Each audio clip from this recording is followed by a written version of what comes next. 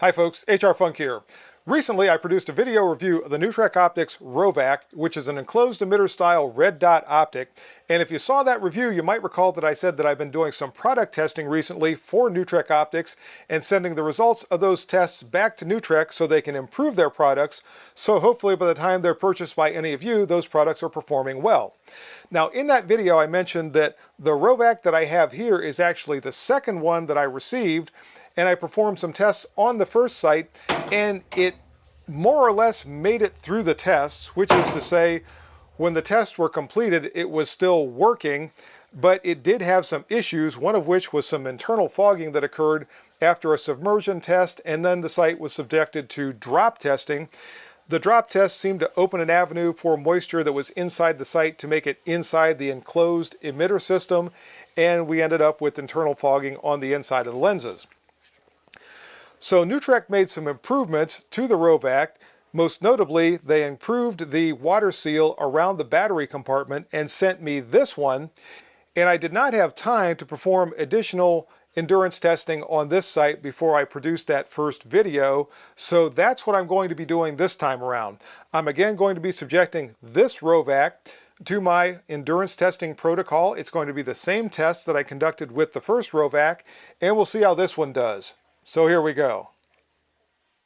So after mounting and zeroing the second ROVAC, I shot several groups out at the range to determine what type of accuracy I was going to be able to get with it from the RXM, and the accuracy was pretty decent, and it stayed pretty consistent while I was shooting that day.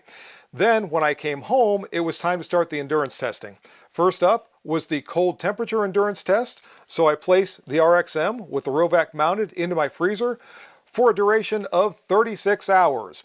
After that time had expired, I pulled the sight out of the freezer, and initially I thought it had stopped working, but once I moved it around to where I could see it, I put it in front of the camera first, then I brought it around where I could see it.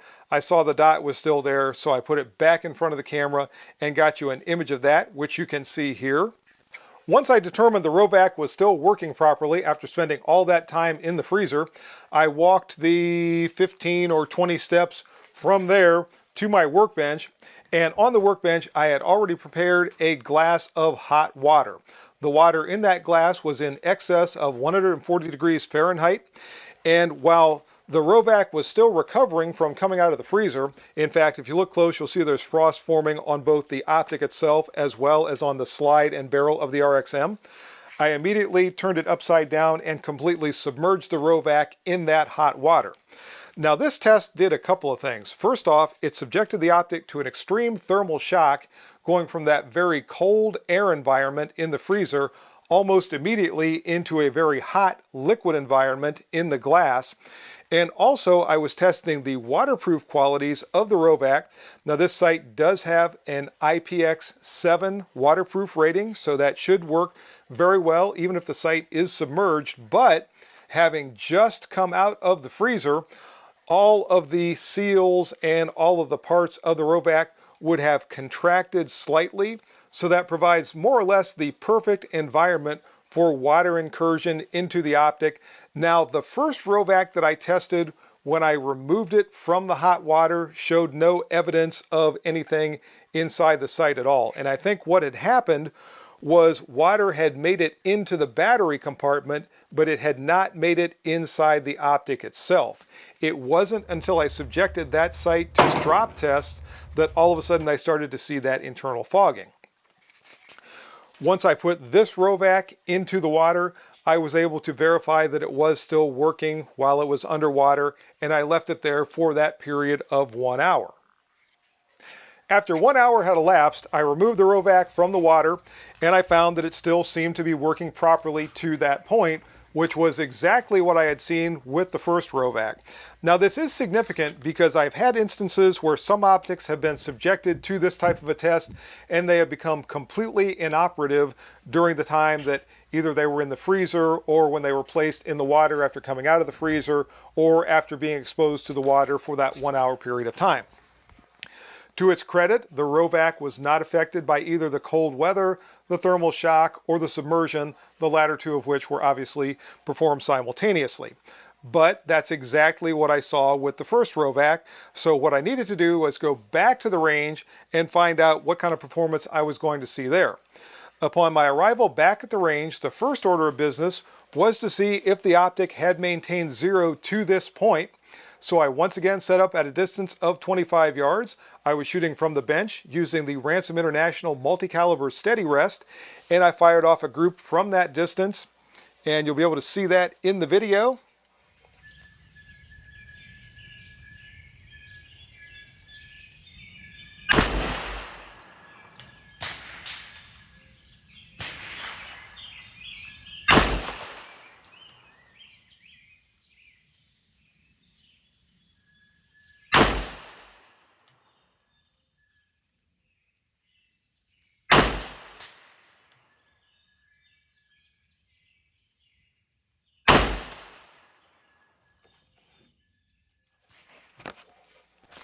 And here is that first target from a distance of 25 yards. And that's not the greatest 25-yard group I ever shot in my life, but this, I think, was me. There's nothing to indicate to me that there was any zero shift on the part of the ROVAC. So to this point, everything was looking good, but now it was time for that first drop test.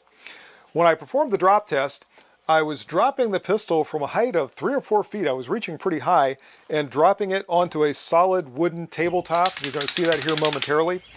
And I was trying to hold the pistol in such an orientation that the optic is what would strike the tabletop first, with the inertia of the pistol behind it.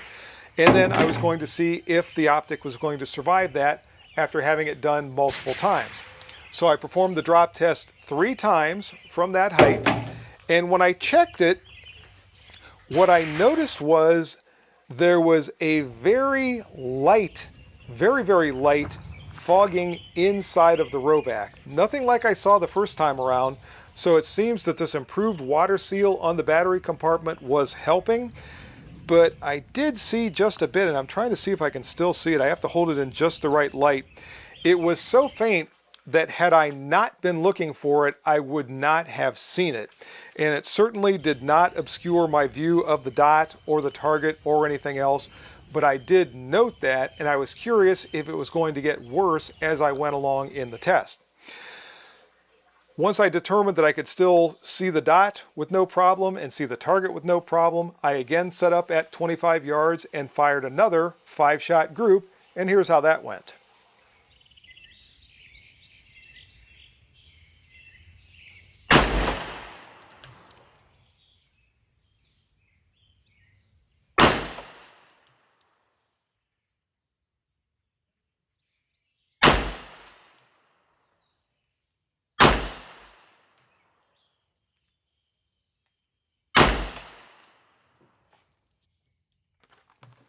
And here's that second 25-yard target.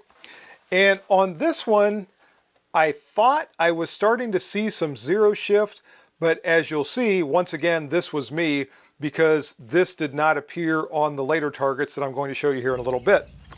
I again performed the drop test. So this is the second drop test. Once more, I'm dropping it 3 times from a height of 3 to 4 feet, trying to get the optic to strike first with the inertia of the pistol behind it. After performing that test 3 times, I again looked, and it did not appear to me that the fogging was any worse than it had been the very first time when I checked it. So there seems to be an avenue for a small amount of moisture to make it inside the enclosed emitter system, but it was not obscuring my view. As I said, if I hadn't been looking specifically for that, I don't think I would have ever noticed it. It was not causing any problem with my view of the dot or my view of the target or anything else. So I went back to the bench again and fired another 5-shot group, and here's how that one went.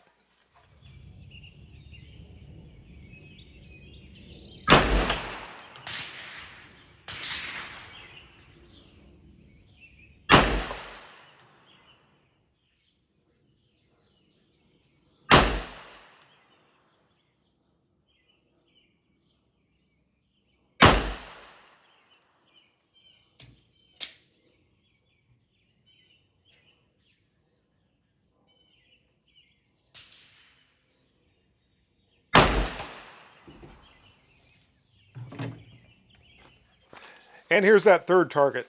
And finally, I have a pretty respectable 25-yard group. I didn't measure that. I probably should.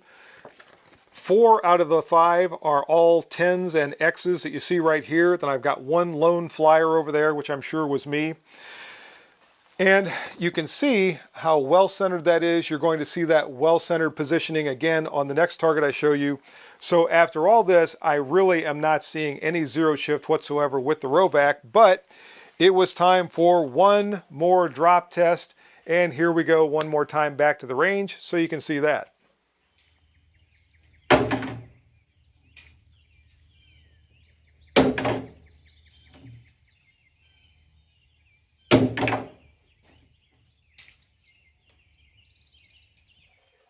And on that final drop, I really held the pistol pretty much as high as I could. That might have been closer to 5 feet when I dropped it. And again, it landed directly on the optic. There was never any issue as far as the dot turning off or flashing or the intensity level changing or anything like that. So the impacts were causing no problem whatsoever to the electronics. The only thing I noticed was that very light internal fogging. And once again, after the third drop test, it did not seem to be any worse than it was after the first drop test. So it was still completely possible to use the ROVAC. I wasn't having any issues seeing the dot, seeing the target, or anything else. And I fired a final 5-shot group from 25 yards, and here's how that went.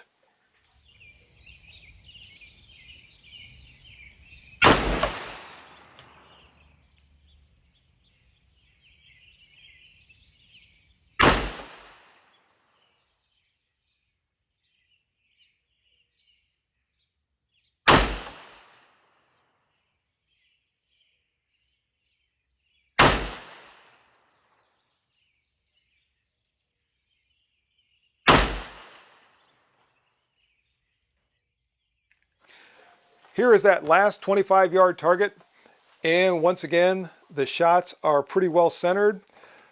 Once again, I didn't measure the group, and I probably should have, but I'm seeing no evidence of zero shift whatsoever from the ROVAC, considering everything that it's been subjected to. I think that's pretty impressive.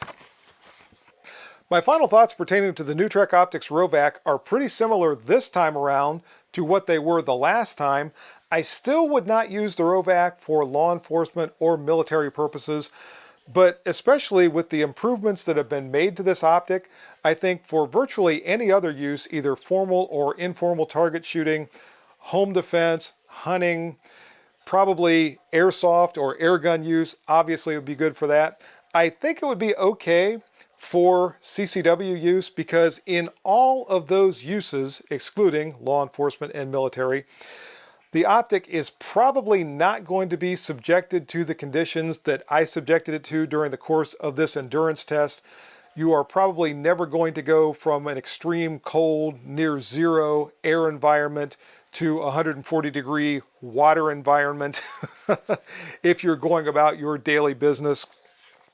You're probably not going to be dropping it multiple times onto a hard surface from a distance of 4 or 5 feet. In fact, if you drop your handgun, it's probably going to land on the side or on the muzzle or something like that. Now, it's possible it could land on the optic, but based on what we've seen here, the drop test, absent the submersion test, probably would not have resulted in any damage as far as internal fogging or anything else, because there wouldn't have been any moisture trying to find its way inside the optic when the drop test was conducted. So all in all, for a value-priced optic in an enclosed emitter profile, I think the ROVAC isn't a bad option. And that's going to do it for this video. I hope you enjoyed it. If you have any questions or comments, as always, make sure you forward those to me. Remember, stop by my website, hrfunk.com. Check out the news and information page to see all the latest things going on with me and the channel.